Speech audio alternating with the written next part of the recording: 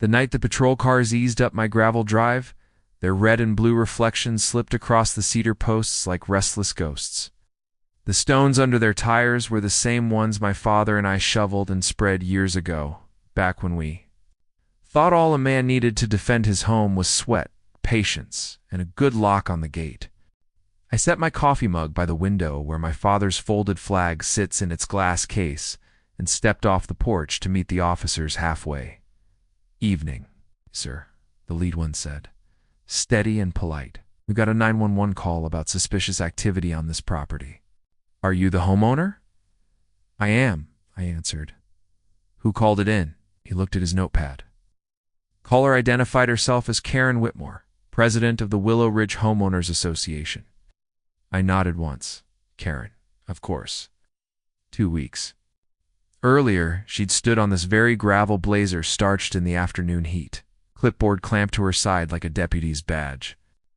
She told me my fence color wasn't compliant, my horses weren't registered, and my barn needed to be brought up to HOA standards.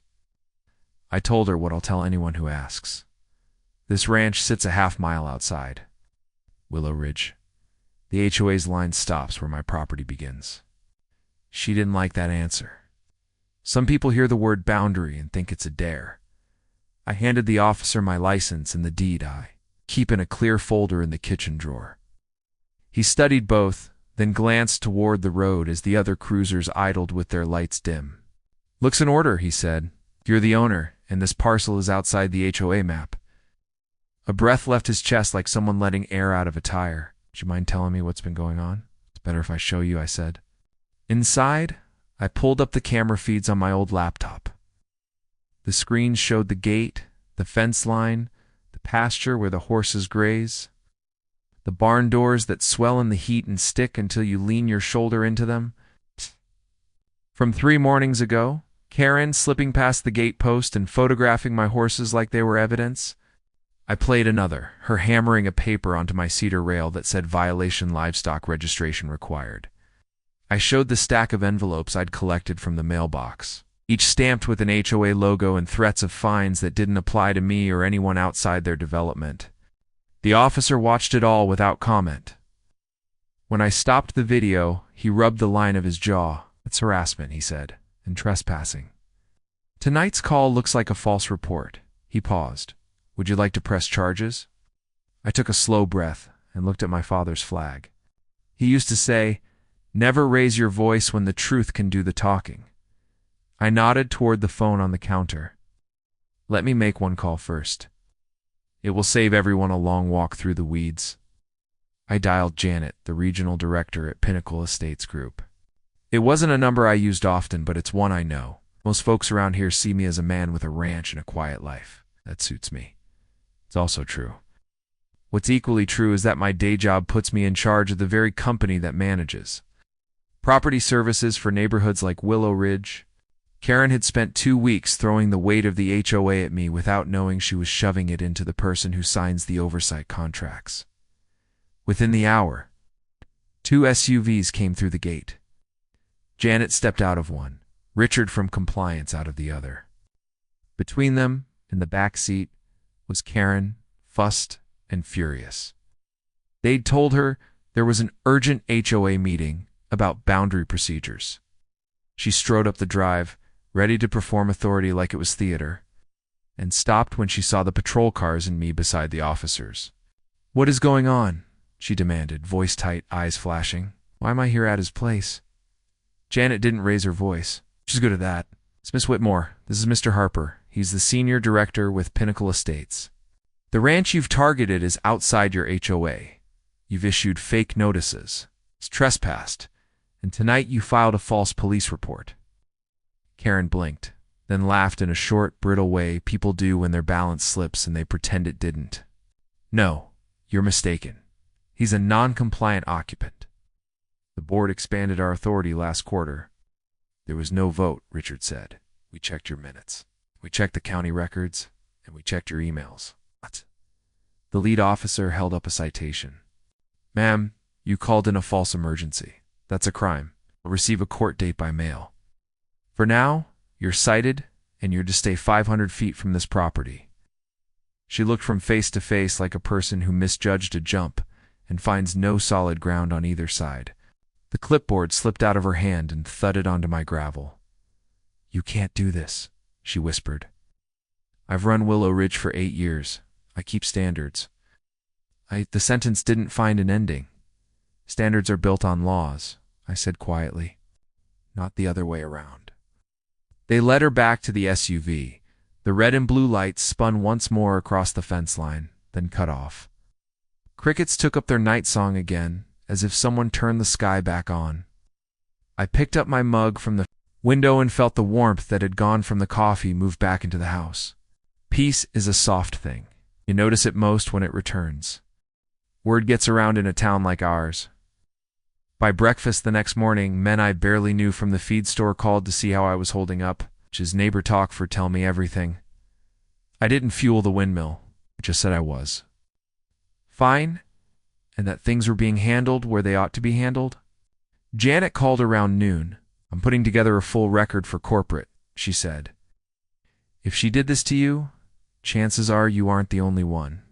"You're not wrong," I told her. "I've got footage, letters, voicemails. I'll make a copy of everything." The courthouse smelled like paper dust and lemon cleaner when I brought the file to the assistant district attorney 2 days later. Kelly was young enough to still be patient with details and old enough to know which ones matter. She sat through the entire set. The trespass, the false notices, the made-up livestock committee, the 911 call. "She's bold," Kelly said when it ended. "We've had 2 other homeowners on the edges of Willow Ridge report similar behavior. Looks like she treated the HOA like a county line she could drag with a pencil." "She's smart enough to know she can scare people," I said. "Most folks don't have the time or money to fight letters that look official."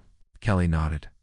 "They won't have to, not for this. We'll file charges for false reporting and harassment. If your management company's audit shows financial irregularities, we'll add those." Back at the ranch, the afternoon settled hot and slow. I fixed the south gate latch, then tightened the hinge on the barn door. Little work you can finish in one standing is the best kind of thinking time. When I was done, I sat on the porch where you can see the horses flick their tails in the pasture, and the hill throw long shadows that change the shape of the land without changing the land itself. I thought about my father. He didn't teach me to fight. He taught me to stand. There's a difference. Fighting is about winning. Standing is about belonging, he'd say. When you stand where you belong, you don't have to swing much, he kept. His flag from the service folded on the mantle, even after his hands shook too hard to fold it himself. I do the same now. Some things you carry because they carried you first. A week later, the rain came. It arrived in a long curtain that turned the gravel dark and made the cedar posts smell young again. That evening, Officer Daniels, the same one, who held the citation at my gate, pulled in and stood under the eave with his hat in his hand.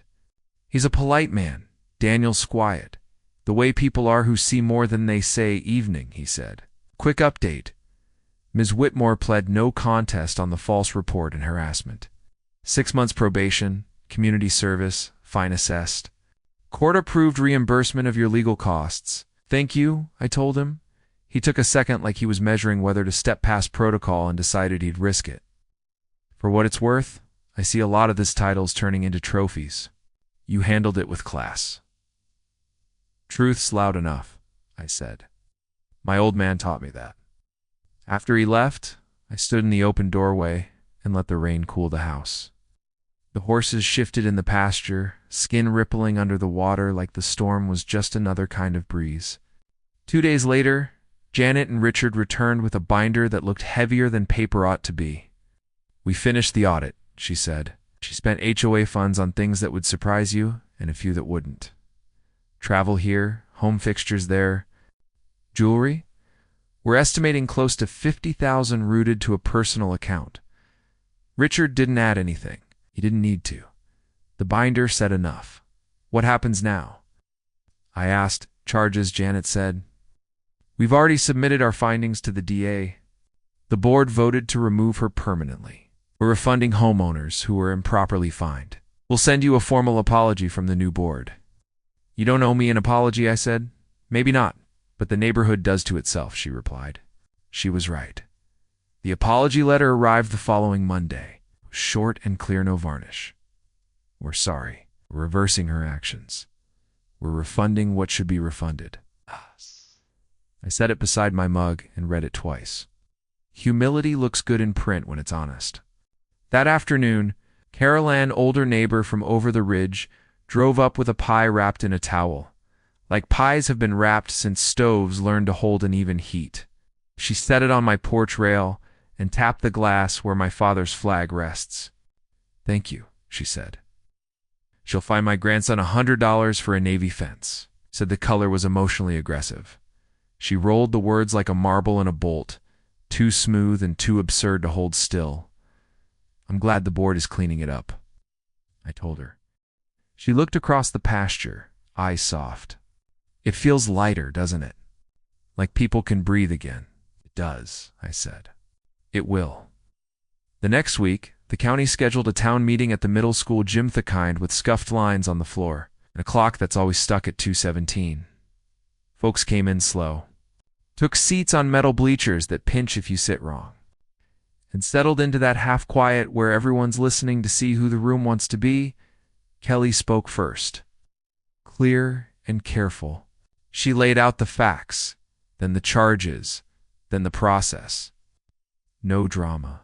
Facts don't need costumes. Then they opened the floor. A young father stood, a man I'd only seen from a distance at the feed store, hat fidgeting in his hands. She'll find us for a swing set, he said. Said it wasn't approved. I told her it was for our daughter's therapy. His voice broke in the way voices do when pain gets a second wind. We paid because we didn't know what else to do. An older gentleman spoke next, back straight as a fence post. She told me my mailbox was the wrong shape.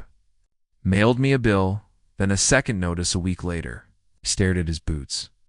It's a mailbox. What surprised me wasn't the anger. It was the relief. People relieved to be heard. Relief is the sound hope makes when it stops pretending to be anger.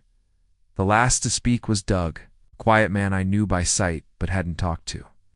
He'd just been elected interim board president. He cleared his throat. We're revising every bylaw with the county's council. We're adding a line at the front that says what this neighborhood is for, not just what it's against. He unfolded a sheet of paper, hands steady. It will read, "Respect begins where authority ends." No one clapped. That's not how our town does things. We nodded. That's our clapping. After the meeting, as people filtered out in small clusters, no one gossiped. They talked. There's a difference. Gossip burns. Talk warms. The gym felt warmer when we left than when we came in. Even though the clock still said 2:17, you ask if that was the end of it. It almost was. But people who build thrones out of paper don't notice the matches at their feet until the fire reaches their shoes. 2 weeks after the meeting, Karen tried one last trick. A letter appeared in a few mailboxes on the edge of Willow Ridge, not official, and not stupid enough to carry the HOA letterhead, but close enough in tone to spook the untrained eye. It warned that non-compliant properties adjacent to Willow Ridge would soon be subject to community impact assessments. Empty phrases arranged to look like a law. I got a photo of one from a neighbor that evening. Instead of calling her, I called Kelly. You'll want to see this, I said. By noon the next day. The DAS office traced the print job to a small commercial shop 2 towns over. The order had been placed with a prepaid phone and a name that wouldn't stand up to a breeze. The cameras in the shop's parking lot showed the person who picked up the box. It wasn't Karen. It was her cousin. A nice enough man by reputation, but willing to do a favor without asking enough questions. Kelly made 2 phone calls, drove to their apartment complex herself. By supper, the cousin had admitted the favor and handed over the rest of the box. Karen denied it by text, then stopped denying it when she realized the cousin had kept the receipt.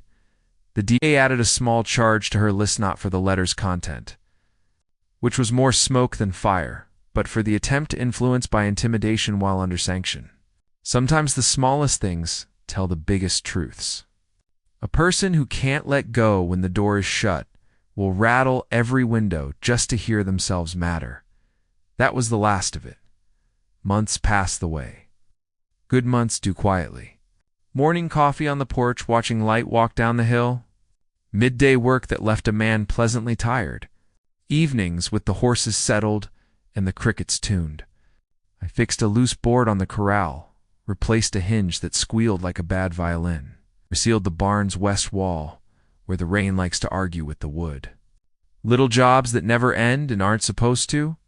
Work is a language the land speaks back in. One morning, a package sat by the barn door. Inside was a frame and a note from Carol. The picture was of her grandson's fence. Painted navy again because he likes the color, and because it's their fence, and because that's the point. The note read, "Freedom looks good in blue. Thank you." I set the frame on the workbench, next to my father's old wrench and the jar of screws I keep meaning to sort and never do. Some things don't need sorting. They just need to be where they are when you need them. I drove through Willow Ridge later that week. Kids were chalking the sidewalks. A couple of porches had rocking chairs that weren't there before. A few mailboxes looked like they'd chosen personality over uniform. That's how community looks when it remembers it's made of people and not rules. Doug flagged me down near the entrance.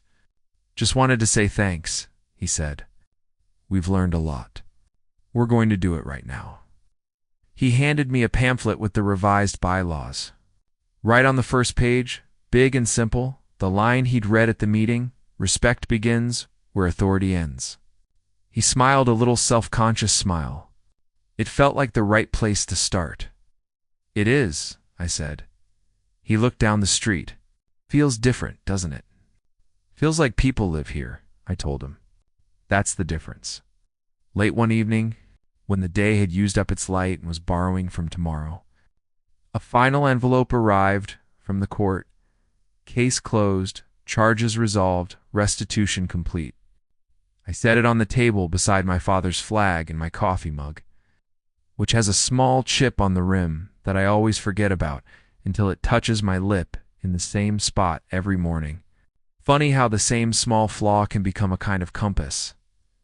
I carried the letter to the porch and watched the last glow pick out the edges of the pasture. The horses were silhouettes by then, moving slow, heads down, at peace with a world that finally remembered how to leave them alone. There's a way a home sounds when it's safe. It's not silence. It's the creak of a step you know will hold, the lazy tick of a clock that keeps you honest about time, the wind nudging the flag against its glass like a reminder that some things can rest without being forgotten. People ask me if I feel vindicated. That's not the word I'd use. Vindication is about proving someone wrong.